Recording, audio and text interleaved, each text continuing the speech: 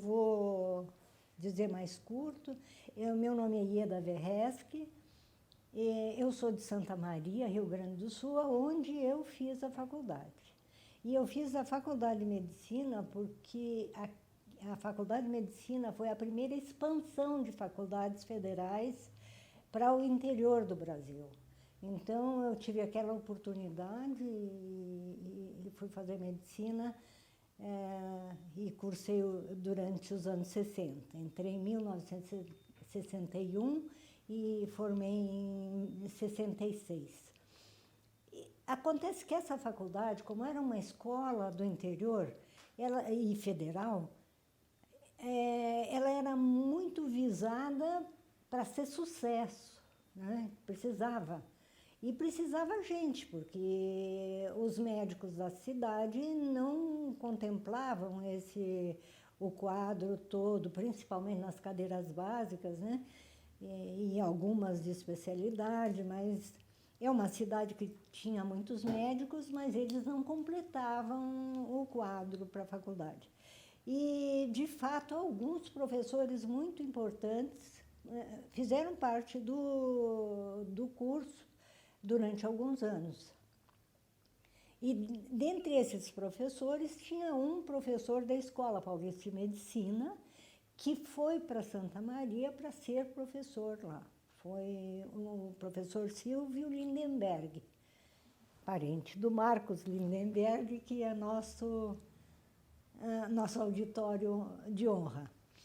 E o Silvio é uma pessoa encantadora, educado, gentil, como o paulistano de um modo geral é, e ele se envolveu muito com essa turma que era minha, que não era a primeira, nós já éramos, eu acho, a sexta turma que cursava a faculdade, né? E ele foi nosso padrinho no futebol, foi padrinho em várias condições, e ele criou um estágio para nós, simplesmente um estágio de propedêutica no terceiro ano, com o professor Jairo Ramos. Então, nós viemos ter propedêutica com o Jairo Ramos. Foi assim, um luxo, mas eu acredito que todos nós honramos muito aquilo. Outro dia eu perguntei, em função dessa entrevista, eu perguntei para um colega, ele disse que o professor Jairo foi o melhor médico, o maior médico que ele conheceu na vida toda dele. Portanto, e eu até pensei, digo, é o nosso Osler, né? Dos anos 90, dos anos 60. Realmente, o doutor Jairo fez um negócio muito incrível. Nos colocou na terceira enfermaria, tendo tirado todos os prontuários dos pacientes. A enfermaria estava plena, todos os leitos ocupados, só que um detalhe, não tinha prontuário, não tinha miolo nos prontuários. Tinha folha de identificação e cada um de nós recebeu, no mínimo, um paciente, então, para seguir, e aquilo nós fizemos em janeiro e fevereiro de 1963.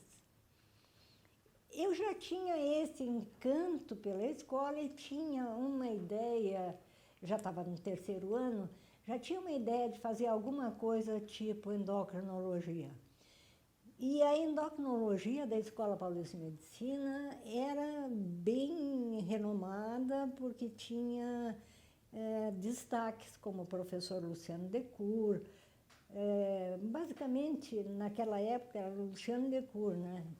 Luciano, irmão do Luiz Decour, mas o Luciano da escola, o doutor Luciano, era uma pessoa muito brilhante, era um humanista muito culto. Então, eu já pensava assim, eu vou para a escola, vou fazer esse estágio e vou conseguir alguma ligação para retornar e, quem sabe, eu consigo fazer endocrinologia, que, na época, no Rio Grande do Sul, não tinha endocrinologista assim, de destaque que me atraísse para fazer o estágio lá.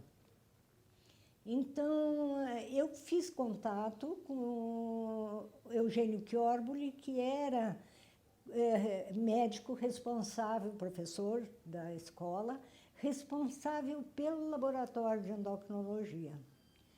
E, então, no ano seguinte, que foi 64, 65, nos anos seguintes, 64, 65, eu voltei em janeiro e fevereiro para frequentar o laboratório de endocrinologia.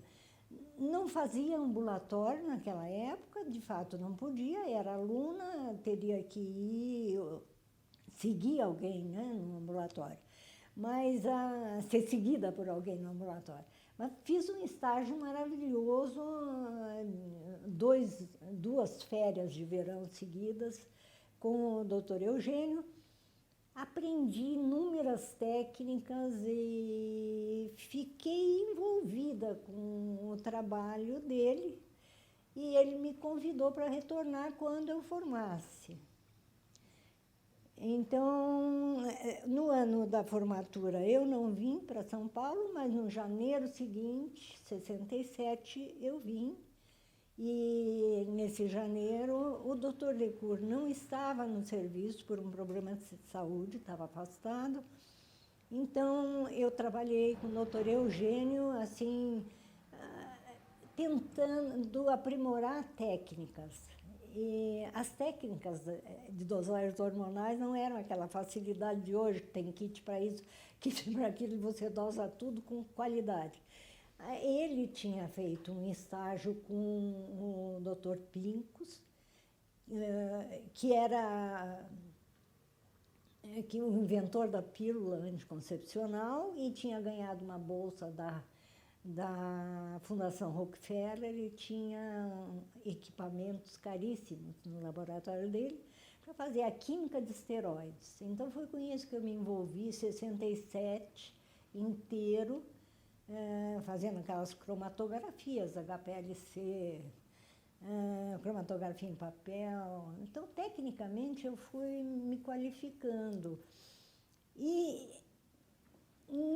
no fim dos anos 60, começaram os radioimunoensaios, que deu o prêmio Nobel para o Yalow e para o Berson. E aí entra a complicação, que seria a facilitação nas dosagens hormonais, que era a dosagem com materiais marcados, radioativos, o hidrogênio ou carbono radioativo. Só que isso complicava o controle de qualidade, porque o controle de qualidade dos ensaios tinham critérios químicos puros. Num químico 1955, por aí, que declarava os princípios de qualidade, de controle de qualidade dos ensaios. E quando entra o radioativo, para lidar com o radioativo, você tem que ter controle. Já tinha acontecido os desastres da bomba atômica, né? Então, é tudo assim, muito criterioso, muito cuidadoso. E nós fomos fazer o que tinha na época, que era um curso no Centro de Medicina Nuclear.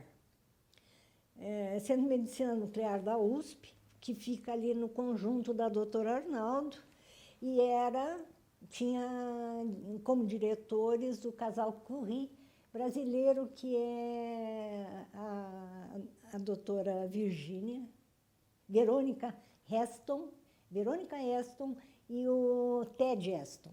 Eles eram os médicos, ambos médicos, mas trabalhavam com radioisótopos e tinham toda essa qualificação, e o curso era um curso fabuloso.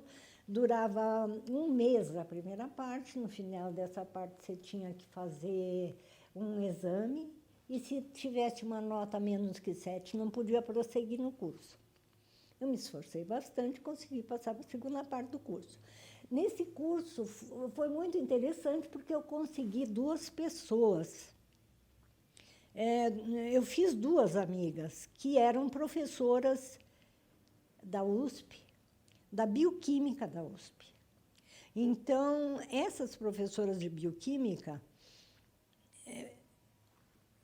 fizemos uma amizade muito grande, além do que elas eram gaúchas. E a gente fala que gaúcho é bairrista, não é que é bairrista, a gente fala parecido, têm um carinho especial e elas me cuidaram muito e me apresentaram para o catedrático de Química da USP, de Bioquímica da USP, na época, que era o Dr. Metri Bacila.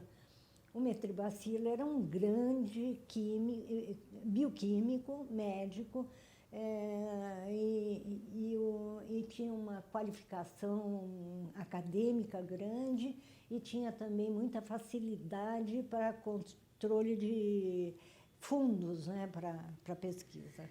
E ele me convidou para montar um laboratório para os alunos, para dar um curso de hormônios da reprodução para os alunos. Então, em 1968, eu que já estava na Escola Paulista de Medicina, morava por aqui, saí, fui para a USP. Lá ele me deu uma bolsa da CAPES, a minha primeira bolsa da CAPES, foi aquela que ele me proporcionou. E essa bolsa, a bolsa da CAPES sempre foi muito baixa, e eu tinha a possibilidade de morar no CRUSP, era o arranjo que eles fizeram para eu ir para lá. Eu moraria no CRUSP, num bloco que tinha sido formado para pós-graduados, tinha casais morando nos apartamentos, e realmente foi isso que eu fiquei quase um ano, né? 68, até o fim de 67, 68, fazendo isso. Só que, em dezembro de 68, a gente teve que todo mundo sair da cidade universitária, todos os que estavam lá, com envolvimento político ou não. E, naquela época, eu voltei para a escola e tive aquela oportunidade de voltar, porque o médico que tinha ficado no lugar do Eugênio Chiormoli tinha assumido e não tinha gostado da condição e tinha largado o laboratório. Então, a endocrinologia mesmo, da escola, estava precisando de alguém que pudesse ficar responsável pelo laboratório e que tivesse também controle para usar material radioativo. Então, é tipo a concha, né, do The Lord of the Flies. Eu não sei se você leu, é lindo esse livro. Eu tinha a concha, era muito engraçadinho. Eu tinha habilidade para fazer os ensaios, gostava muito daquilo. E tinha um pessoal técnico no laboratório. A técnica do laboratório era uma jovenzinha que começou como criança até no laboratório, a Ivone Fante Bianco, que foi funcionária até recentemente. E, enfim, voltei para lá e fiquei na coordenação. Aí, a vida com esse transtorno todo, eu casei com o Décio Verresque, que foi ex-aluno da Escola Paulista de Medicina. Felizmente, ele faleceu recentemente. Mas é muito interessante, porque eu já o conhecia desde o estágio de 1963, ele e o colega dele, o Ciro Guidulli, que andavam sempre juntos, então chamava a atenção, eu os conheci, nunca namorei nenhum dos dois, mas naquele momento eu acho que eu estava meio procurando um lugar, uma coisa assim, e começamos a namorar e em pouco tempo casamos. E aí, em 69 nós casamos e em 70 eu permaneci na endócrino como assistente voluntária. Então, eu fiquei bastante tempo como assistente voluntária. E quando eu assumi o laboratório, eles me davam um prolabore que eu permitia, eu não queria, eu gostava daquilo mesmo, né? E não pude fazer residência, porque não me permitiram a inscrição para o exame, por causa do currículo na minha escola. O internato tinha um esquema diferente de ordem, no projeto pedagógico era diferente. Então, eu não pude fazer o exame da residência. Mas, para mim, aquilo não foi um impedimento, porque eu, na realidade, eu queria era me aprofundar na área do laboratório, da pesquisa, da qualidade da pesquisa e tal, e foi essa a minha vida. E aí, em 71, eu tive o primeiro contrato como auxiliar de ensino para trabalhar 12 horas. 12 horas. O salário era proporcional, né? Era uma coisa, meu marido morria de rir porque não pagava nada da casa. Mas eu também, eu persegui aquilo, eu queria ser boa em endocrinologia, era essa a minha busca. A endocrinologia da Paulista, então, passando para os anos 70, a endocrinologia era bem compartimentalizada já. Tinha o pessoal do metabolismo, do diabetes, que o Chakra foi professor por bastante tempo, mas naquela época era o Dr. Mário Calero Lima, que foi um grande professor da escola, que coordenava a residência na época.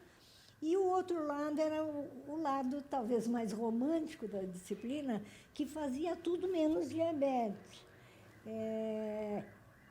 Tinha endocrinologia da tireoide, que era o foco do trabalho do Dr. Mário Calero Lima. E a esse grupo se juntou o Rui Maciel quando aluno, depois já, né? Nos anos 70 andados. E fez a tireoide, o grupo da tireoide crescer muito. E o grupo mais pobre era esse que eu pertencia, que fazia mais, se dedicava ao estudo dos hormônios da reprodução, que era aquilo que eu tinha feito lá na USP e que estava continuando a fazer na Unifesp, que não era Unifesp, né, era na escola. E, então,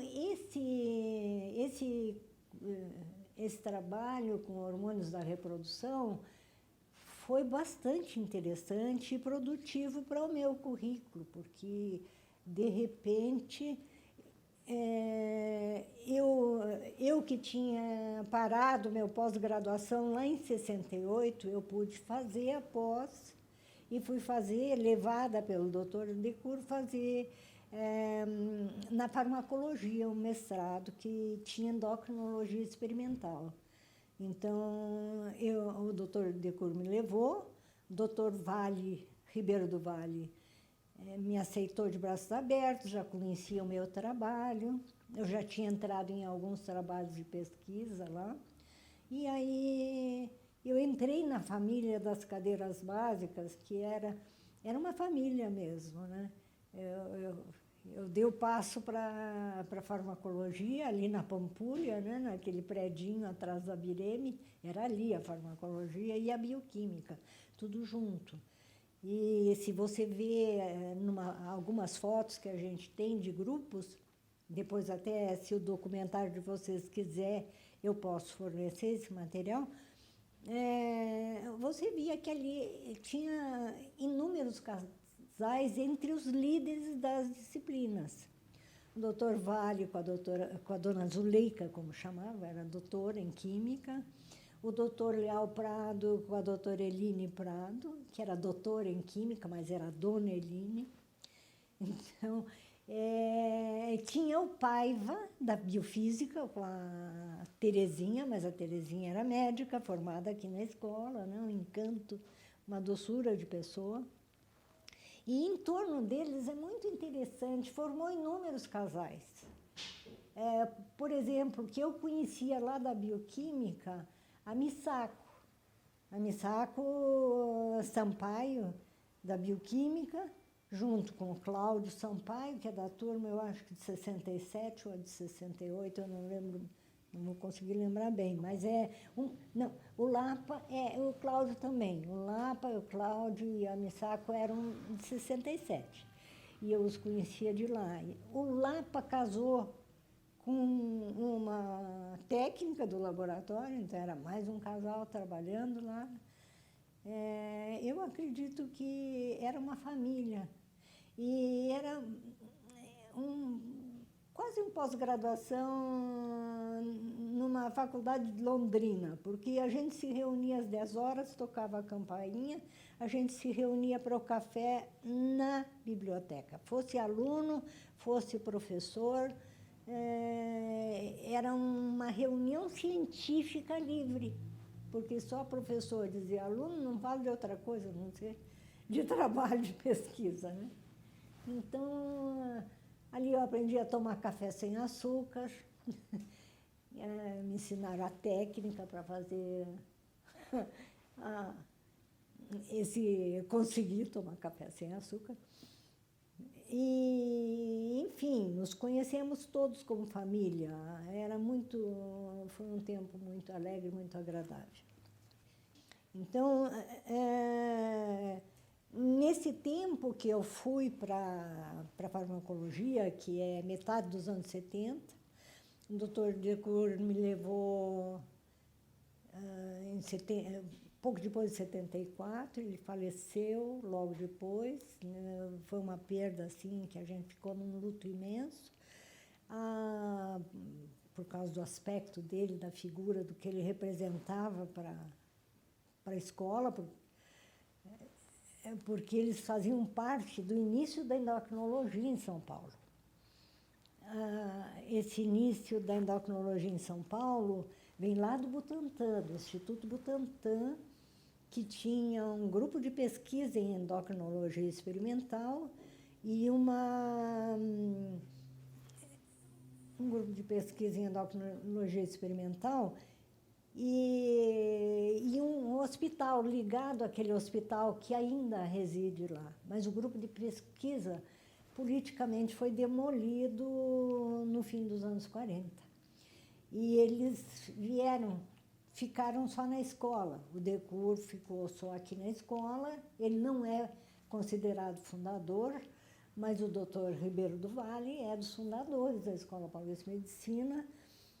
E tinha nesse grupo de endocrinologia o professor Tales Martins, que era do Rio de Janeiro nessa época que eu vim para cá, né? Ele já estava no Rio. O Tales Martins, eles são os que começam a endocrinologia experimental no Brasil. Lá na USP tem um outro início, que é com o professor Lioa Sintra, e em São Paulo tem esse grupo formado pelo doutor Vale, basicamente, pelo Ribeiro do Vale, e o Tales Martins, e que fundaram a Escola Paulista. Então, a história da endocrinologia no Brasil começa indiretamente na Escola Paulista de Medicina, né? Muitas coisas, os laboratórios eram trocados, havia troca de reagentes e coisas, então, e também para o trabalho. Quando o doutor Vale me recebeu para pós-graduação na farmacologia, ele fez uma exigência para o meu chefe, que era o doutor Decour, que ele conseguisse me colocar em dedicação exclusiva, porque senão ele não poderia dar pós-graduação para quem não ficasse no laboratório o tempo inteiro. Então, isso foi feito. Eu acho que a primeira professora do Departamento de Medicina com dedicação exclusiva, tempo integral, dedicação exclusiva. E eu fazia isso, era muito bom. Cheguei a fazer a minha vida sempre perto da escola. Comprei uma casinha na Loefgre e lá fiquei durante a minha carreira toda. Então, eu acho que até os anos 70 é isso.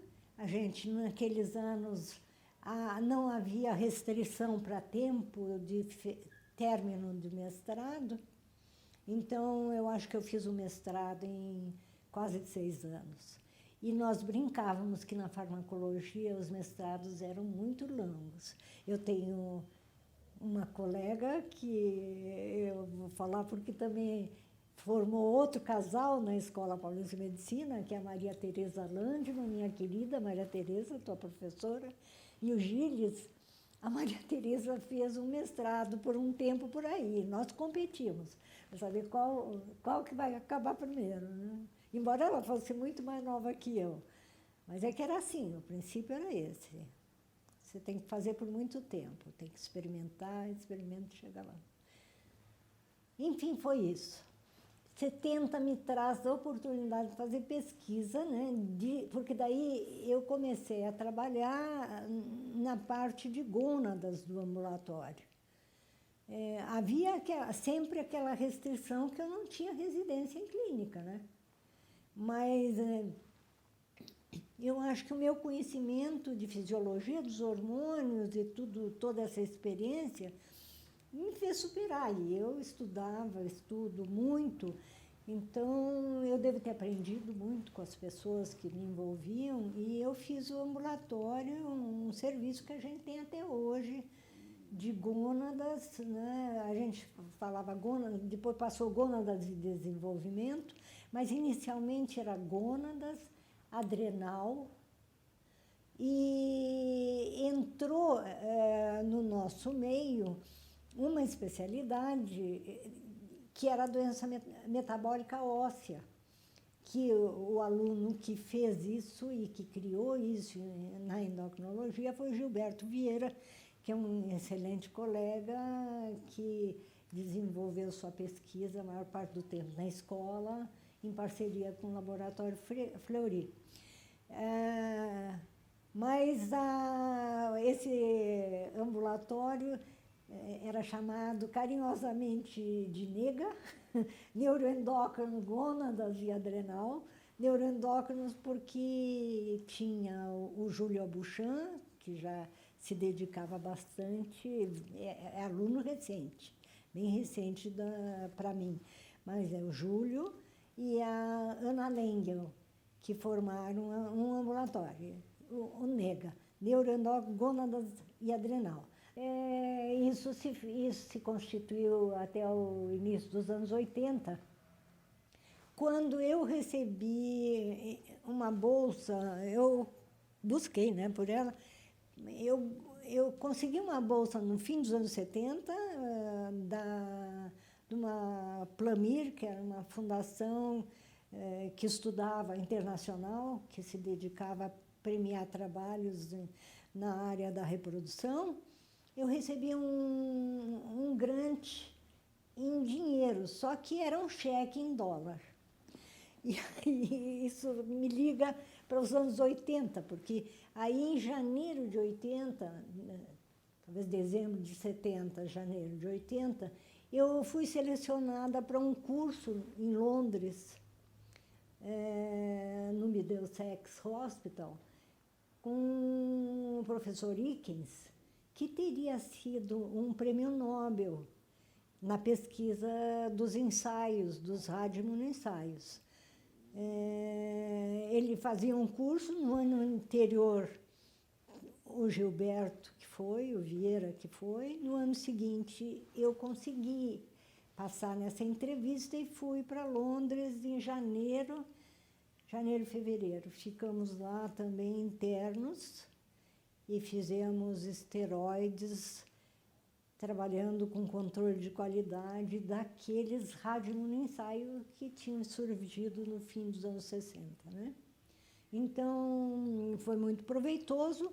Quando eu saí de Londres, eu fui para Nova York visitar uns amigos daqui da escola, Annelise e João Lourenço Hermann. Annelise da pediatria, não está mais, está aposentada, e o João Lourenço da cardiologia. O João também não era aluno da escola, mas era da cardiologia, porque desenvolveu a carreira aqui, depois da residência. E passei na casa deles para visitá-los e para pegar aquele cheque que eu recebi da Plamir, na época era $13.000, era uma boa coisa, né? Mas eu fiquei espantada, e estou contando isso aqui nesse depoimento, porque pela primeira vez eu entrei em contato com um caixa eletrônico. Era um domingo, eu acho, nós fomos num caixa eletrônico, daqueles que nos filmes apareciam roubavam a casa inteira, né? Era igual aquilo. Nós entramos lá, botamos meu cheque, saiu o dinheiro, fiquei com o dinheiro, e aí eu fui para outro curso em Houston. que eu já tinha me matriculado e fiquei mais um mês lá em Houston e voltei para São Paulo, para a escola. Nesse meio tempo, teve concursos que eu fiz fiz concurso para professor, para auxiliar para professor assistente, para professor adjunto e mais recentemente, mais nos anos 90, para professor associado. Mas, quer dizer, eu sempre provei que eu podia continuar. E isso me deu muita força e autoconfiança, sobretudo, né? Porque eu sabia muito bem o que eu queria, eu estudava muito. Apesar de já ter tido 2 filhos em 70, meus filhos nasceram um em 70 e outro em 72, eu morava perto, então eu tinha facilidade de administrar a minha casa. E quando eu cheguei em 80, o João Paulo Botelho Vieira, que é o outro colega que eu ainda não tinha citado, o João Paulo é um estudioso, um ex-aluno da escola, de turmas, eu acho que da turma do Manuel Lopes dos Santos, talvez, ou um pouco anterior. O João Paulo tinha um ambulatório de gônadas, só de distúrbios gonadais, associado ao pessoal da genética, com alguns professores especiais da genética que estudavam a genética molecular das doenças sexuais. E com isso, ele me entregou o ambulatório, e esse ambulatório ficou comigo, e assim seguiu até os anos 90 e até a minha aposentadoria em 2009. Dá uma liberdade, dá muito mais confiança, né? Você vai sozinho para o mundo, é bem curioso. Então, talvez, em função desse retorno, eu me dediquei mais ainda do que eu me dedicava antes, já nos anos 70, a formar alunos. Eu gostava muito de ensinar o aluno a trabalhar no laboratório, a se cuidar, a ter jeito. Eu cheguei uma vez a pegar uma aluna de iniciação científica, que não era médica, que chegou no ambulatório com a barriga de fora. Eu digo, olha, aqui não dá para ficar. Olha o que está escrito na porta, mostrando a plaquinha do radioativo, né? Essa barriga vai ficar radioativa, não dá para ficar assim.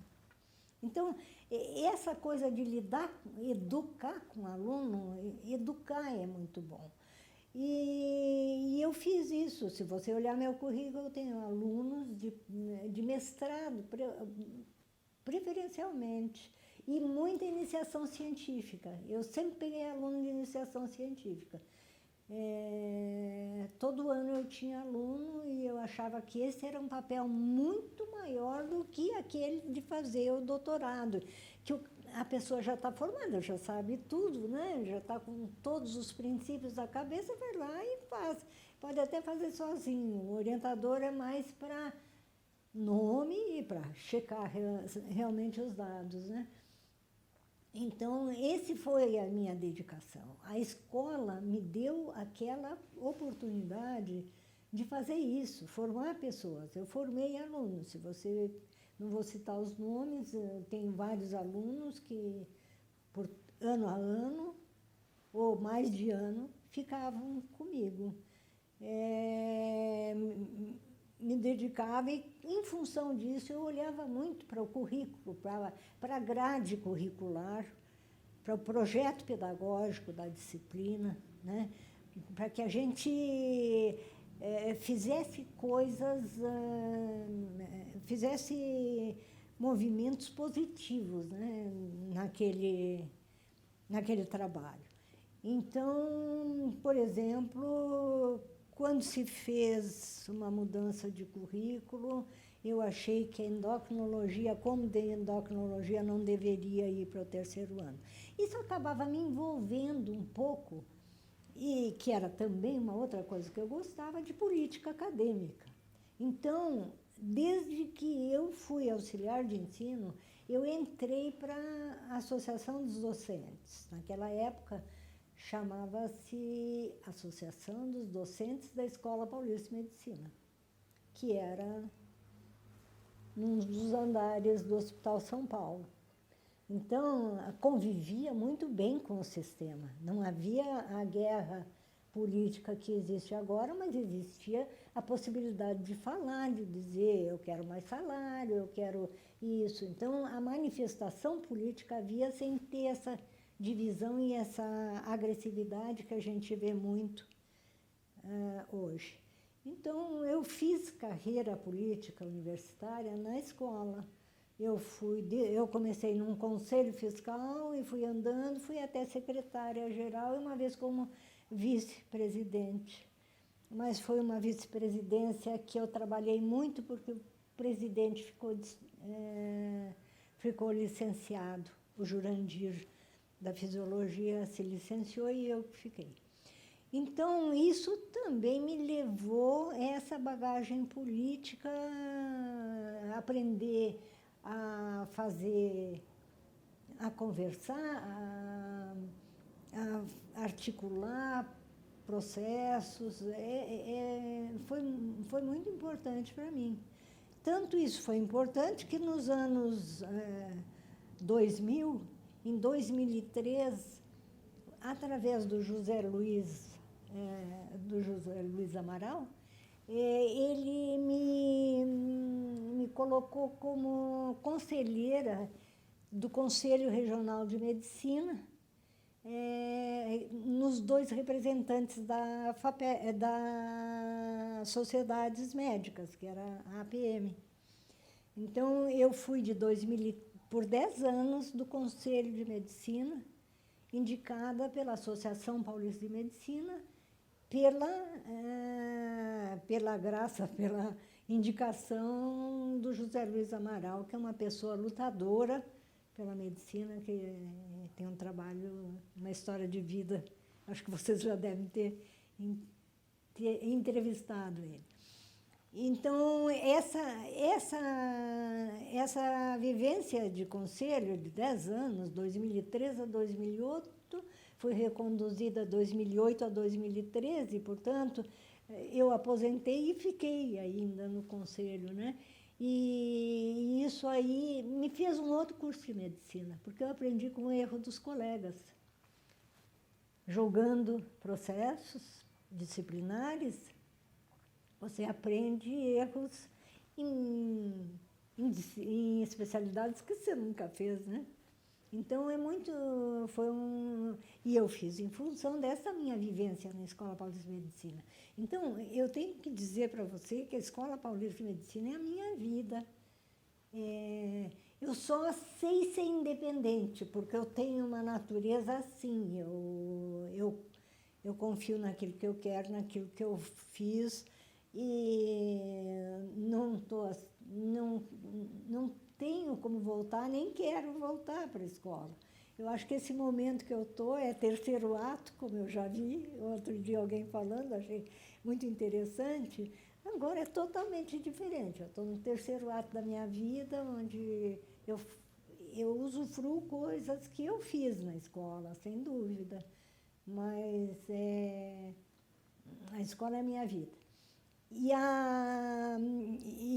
acrescentando a isso, em 2000, depois da minha aposentadoria, veio aquela possibilidade de se fazer 3 anos de professor afiliado. Naquele período, eu estava pedindo, 2009, eu estava todo vapor, e eu queria permanecer porque tinha pesquisas em andamento. E, como terminei logo em seguida, no ano seguinte, e o professor Walter Mann Albertoni, que era reitor na época, em 2010, me convidou para dirigir Osasco, a escola, a EPEM de Osasco, a Escola Paulista de Economia e Negócios, porque estava se formando a EPEM. É meio estranho, né? Até bom que eu termine dizendo isso. Eu aceitei, eu relutei bastante antes, porque eu não era da área da EPEM. O que eu conhecia da EPEM? Eu conhecia porque eu tinha participado indiretamente através da Câmara Curricular, eu tinha participado dos estudos de projeto pedagógico de Osasco e me encantei com aquela coisa. Era um projeto incrível para você formar gestores na administração, relações internacionais, tratar com relações internacionais, economia, ciências econômicas, a parte científica da economia, e tinha também contabilidade, ciências contábeis. O projeto pedagógico que me interessava, porque é aquilo que eu via. Então, eu fui para assentar aquilo no campus que foi localizado em Osasco. Ele começou numa salinha no 3º andar da Escola Paulista de Medicina, ali do prédio da Pedro Toledo, portanto, voltei para o 3º andar, mas não do hospital. E ali nós formamos uma amizade, uma camaradagem muito grande com aqueles 10, ou pouco mais que 10, professores que tinham feito o primeiro concurso para Osasco. Tinham feito o concurso em junho de 2010. Portanto, naqueles 3 anos seguintes, nenhum deles teria condição de assumir a diretoria. Então, pensando nisso, conhecendo aquele currículo e vendo que eu teria capacidade de administrar uma faculdade, porque a gente tem esse dom inato, eu fui para lá com muita honra, com muito gosto, para desgosto de alguns, porque muitas pessoas não quiseram que eu fizesse, não gostaram de eu ter feito isso, mas eu fiz com muito gosto. No 3º ano que eu estava lá, houve uma transição amigável em plena greve. Havia já aquela ideia de quando os professores tiverem condição de assumir, eu saio. E foi o que eu fiz. E a escola hoje, esse ano o ano passado fez 10 anos, completou 10 anos. Então, eu fiz a história de Osasco um pouquinho. Nós estamos num momento muito difícil, né? A pandemia, a situação econômica, a situação mundial, está uma situação que não estimula, pelo contrário, pode trazer um desestímulo a quem for uma pessoa assim, sonhador, né? Achando que o mundo é só beleza.